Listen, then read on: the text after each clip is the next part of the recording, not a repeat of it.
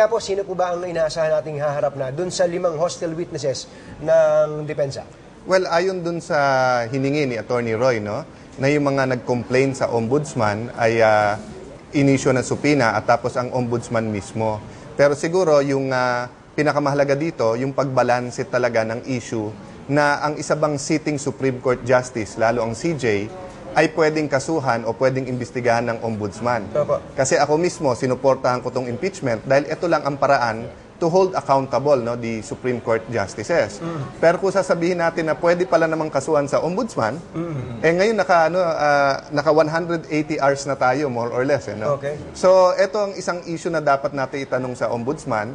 Kung may mabuti naman na bunsod ito, ay sinabi mismo ni Attorney Roy na kaya gusto ni Supreme Court Chief Justice Corona na harapin na ang court kasi mas gusto daw niyang yung mga accusers niya ang makaharap niya sa impeachment court imbis na sa Office of the Ombudsman.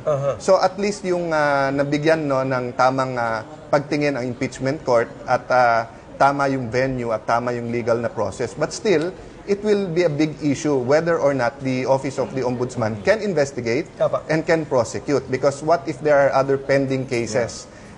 Pwede bang pumunta sa Ombudsman at kasuhan ang mga ibang Supreme Court Justice? So sa akin, bagamat lihis ng konti ito sa impeachment, malaking issue to sa independence ng judiciary vis-a-vis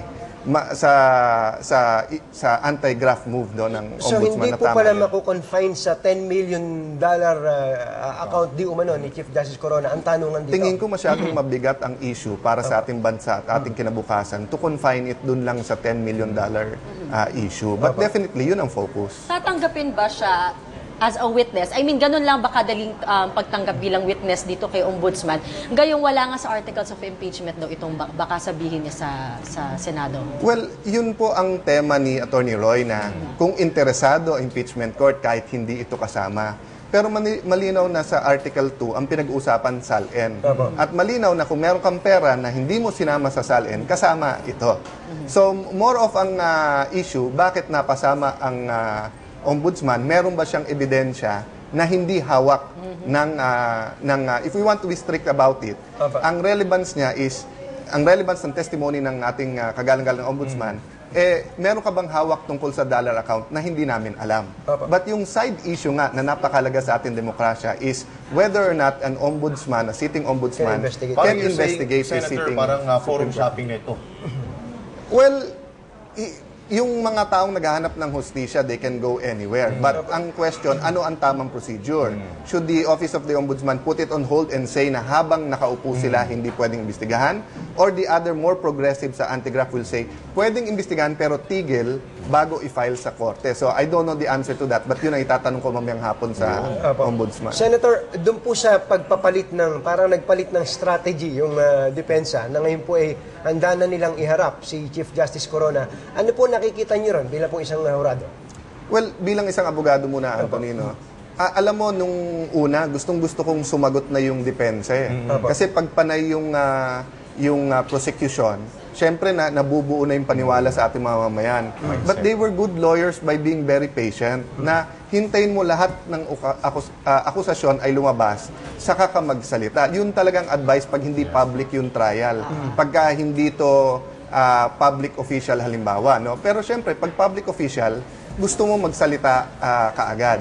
So, talagang privilege ng sa legal, nasa abogado nila yon kung gusto nila iharap o hindi. Pero dahil public official ka, ever since, iba Anthony, even nung nag-cover ka sa House ng impeachment, ang sabi ko, iba pag private, iba pag public. Kasi sa private, kung kaso mo yon walang pakialam ang publiko, pwede ka magsalita, pwedeng hindi. Pero pag public, kahit may legal right ka na wag magsalita, ang problema, may tiwala pa ba sa'yo ang tao? Will you still be fit to hold that office? Ito po huling tanong namin. Makabubuti po ba kay Chief Justice Corona yung humarap siya at baka talupan siya ng buhay sa impeachment court? Pagkaintindi ko sa mga kapwa nating Pilipino, gusto nila nakikita sa mata ang tao at nagpapaliwanag. At kung totoo o hindi, mapapaniwalaan nila. Pero pag hindi ka humarap, yung iba may conclusion na kaagad. So, ang ma-assure lang namin sa publiko, we will give the Chief Justice all due respect. At sana nga, kasama ko yung mga senator judges, focus tayo sa issue. Yeah. Senator Walang Alan personalan. Cayetano. Maraming salamat. May dala ho ba kayong balut dyan? Magang kayo ganda. Pasunod ang itlog na pula. Thank you very much po, Senator Alan Peter Cayetano.